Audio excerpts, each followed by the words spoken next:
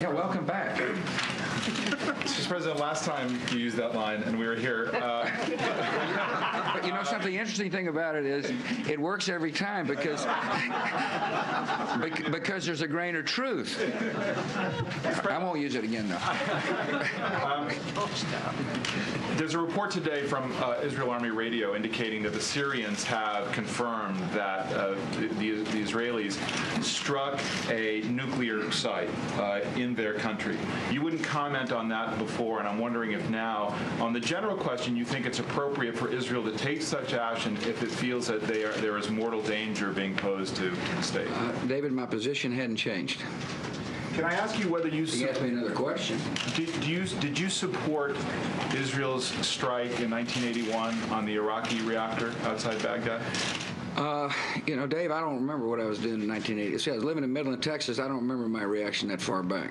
Well, but as you look at it as simple citizen back there in 1981 in Midland, Texas, trying to make a living for my family, and. But you're a careful, someone who studies history. I do. Deal. Yeah. No, I don't remember my reaction. To be frank with you. Now, as you look back at it, do you think it was the right action for Israel to take? David, I'm not going to comment on the subject that you're trying to get me to comment on. Why won't you? But isn't it a fair question to say? Given all the talk about Iran and the potential threat, whether it would be appropriate for Israel to act in self-defense? I understand. I understand where you're trying to take. I understand where you're trying to take. It's a clever ruse to get me to comment on it, but I'm not going to. Thank you. Why you think it's not appropriate to make that judgment when it is a real world scenario, as we know, since they apparently took this action against Syria? Welcome back. Thank you. Mr. President, thank you. I don't know if you saw the picture on the front page of one of the papers this morning of Mahmoud Ahmadinejad and Vladimir Putin. I did. They look like they were getting along pretty well. And they are among five leaders. What, kind of fighting each other on the front page of the paper? No, man, come on. They look like they were enjoying each other's company. And I'm wondering, since they were leaders of 5 Caspian Sea region nations that have now declared each country will not be used as a base to attack the other, A, what do you make of their growing relationship?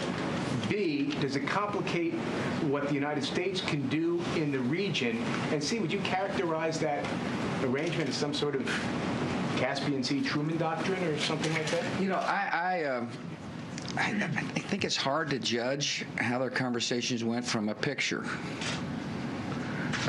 Generally, leaders don't like to be photographed scowling at each other or making bad gestures at each other.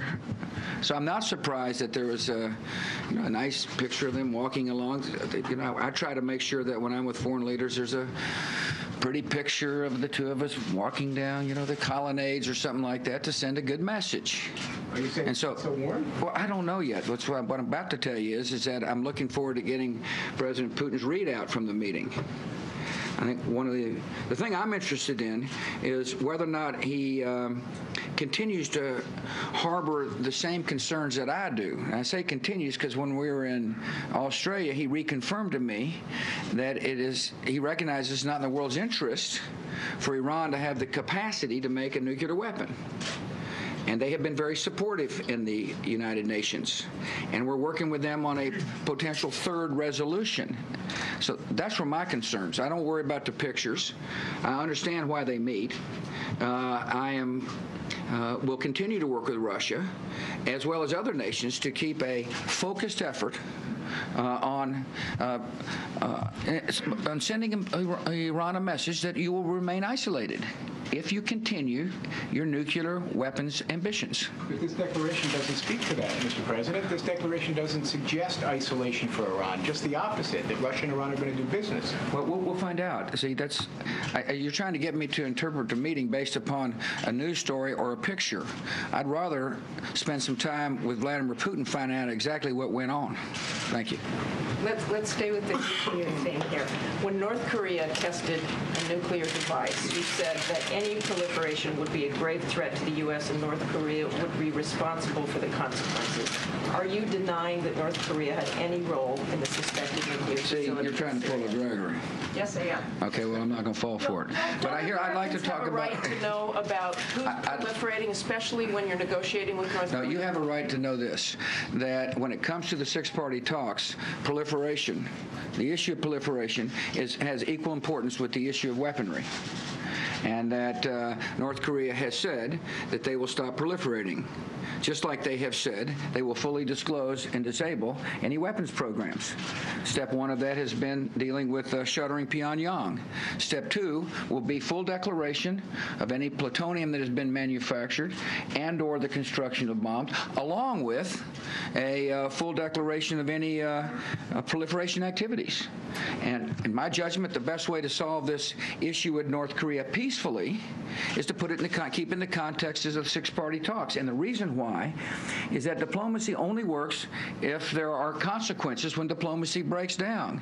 And it makes sense for there to be other people at the table, so that if North Korea were to, have said to all of us, we're going to do X, Y, or Z, and they don't, that we have other people other than the United States being consequential.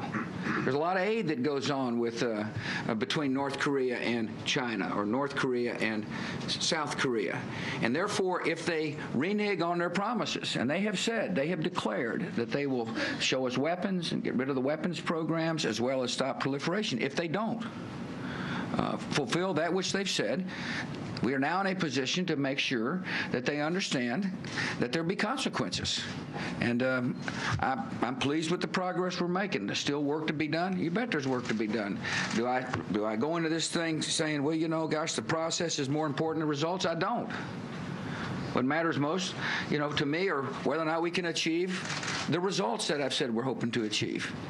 And if not, there will be consequences to the North Koreans. Was Syria part of those talks? Is Syria part of the talks? Proliferation is a part of the talks. In Syria? See, look, in all due respect to you and Gregory, this is not my first rodeo. And I know where you're trying to get me to comment. I'm not going to comment on it, one way or the other. Your administration has talked about mushroom clouds. Martha, thank you. Elaine. Mr.